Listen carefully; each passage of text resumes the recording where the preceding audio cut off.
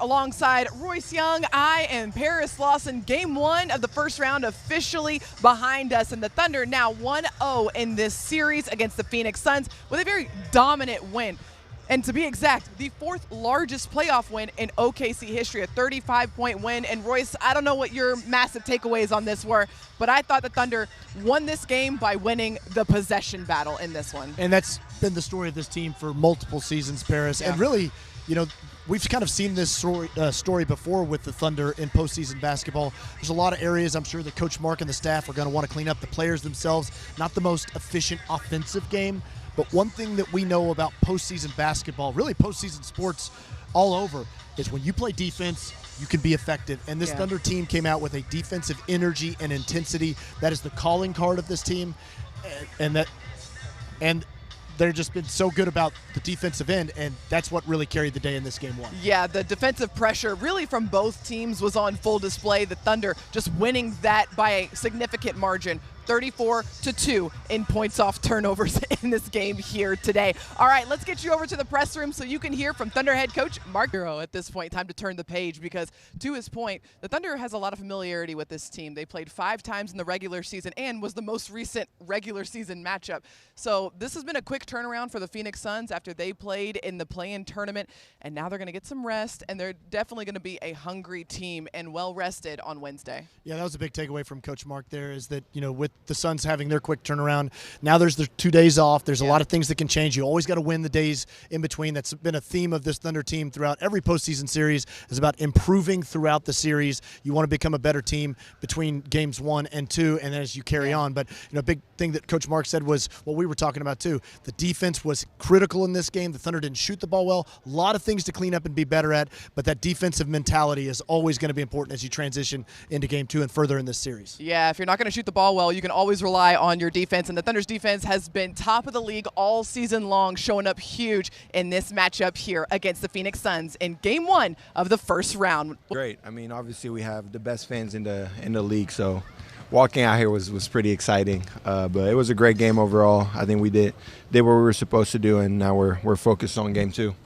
AJ, you got a little bit of a taste of postseason basketball, very small one last year, but now obviously a bigger role for you. What was it like for you, and what was kind of your mindset coming into the game and making the difference that you clearly did on both ends of the floor? Yeah, I mean, I think my mindset was the same it's been this whole year, is just being aggressive, playing the way I always play, and trying to make winning plays, helping this team win in any way I can. So that was really the focus. Yeah, you guys really won the possession battle in this game, which felt like it was really important, given the fact that you weren't shooting the ball particularly well, except for you. You knocked down 3 threes in this game, 2 really timely ones in the second quarter. What were you feeling out there in terms of your shot and your production? I mean, just feeling great. Obviously, just letting the game come to me and focusing on winning, really. And I mean, I'm glad the shots went in. Glad we got the win. And yeah, excited for game 2. Obviously, Phoenix presents a lot of challenges with Booker and all the perimeter players, Jalen Green, Dylan Brooks. They're great shooters, and you guys really had to battle through and make them play in a crowd. What was key in disrupting their offense and really kind of making them turn into jump shooters over contested hands? Yeah, I mean, that was the focus. Obviously, they're great offensive players. They can score, and we were focused on that. On how can we stop them? How can we avoid letting them play comfortably? And that was really the focus. They're a really good pressure team in terms of their defense as well. A lot of great perimeter defenders. And you guys did a really good job taking care of the ball in this game here tonight. What was key for you guys to make sure that you weren't giving them any easy looks out in transition there?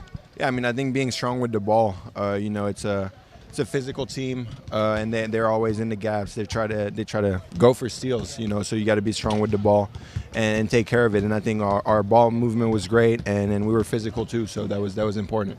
It obviously looked like a big part of what their focus was. Iguodala was big kind of on the offensive glass, but you guys also came up with a number of offensive rebounds. How important, Paris mentioned the possession battle, but just those second chance opportunities that you obviously want to limit on one end, but you want to take advantage of on our end as well. Yeah, I mean, I think it's very important. Obviously, I think it's one of the keys, trying to get more possessions than the opponent. And I think the Suns did a good job offensive rebounding, so that's something that we want to look at. But obviously, I think we did it too on the offensive glass, and that was important for us. Yeah, obviously, you've been around J. Will a lot. I just want to get your perspective on his full court, last second just QB1 pass to Chet for the three.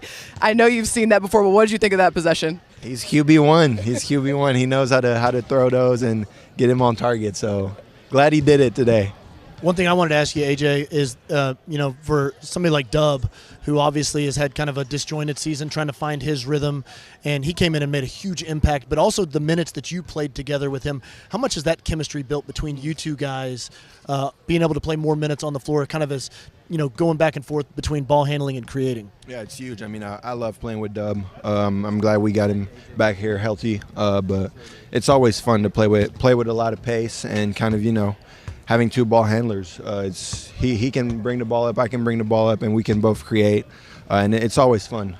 So he's huge for us, and I'm glad he's here. Well, AJ, congratulations on the win, and thank you so much for taking the time out to bring some insight to our viewers here today. Great game, and good luck in Game 2. Thank you. I appreciate it.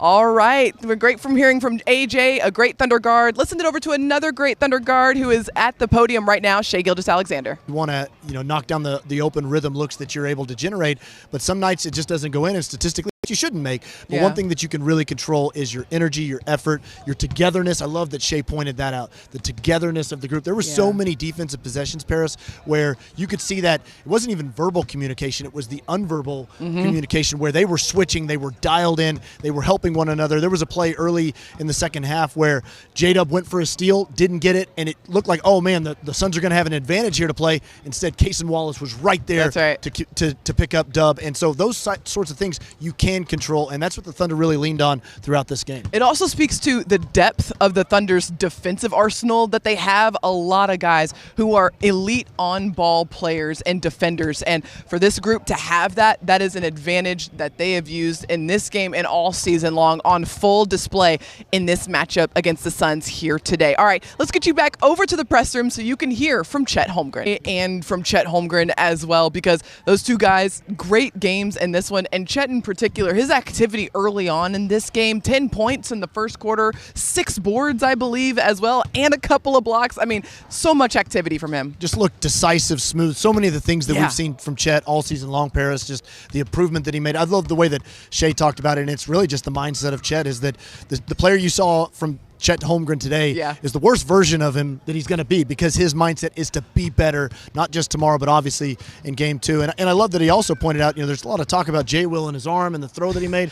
Chet was quick to point out, hey, his wide receiver went up and got it. You got to give CeeDee Lamb out there some credit for catching the ball, too. He can't just always give it to the quarterback. So Chet Holmgren got it. But again, that was a great example of how decisive he looked. His jump shot looked great. He looked fresh. And, Chet Holmgren, again, just the improvement that he's made all season long, taking advantage of some of the mismatch stuff.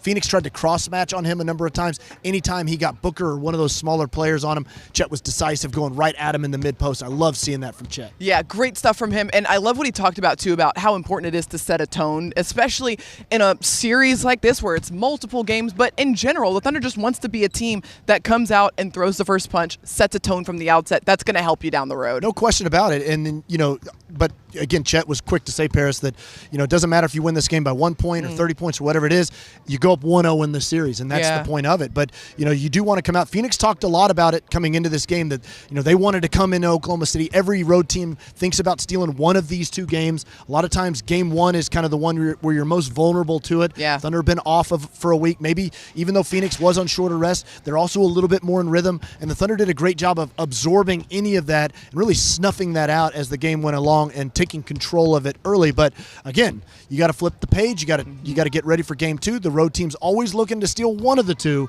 So Phoenix still has that opportunity ahead of them in Game 2. One thing we know for sure, every game in a playoff series has a tendency to take on a life of its own. This is no exception. So the Thunder looking to get back to 0-0. We're going to take a quick break here, and when we come back, we'll hear from Isaiah Hartenstein.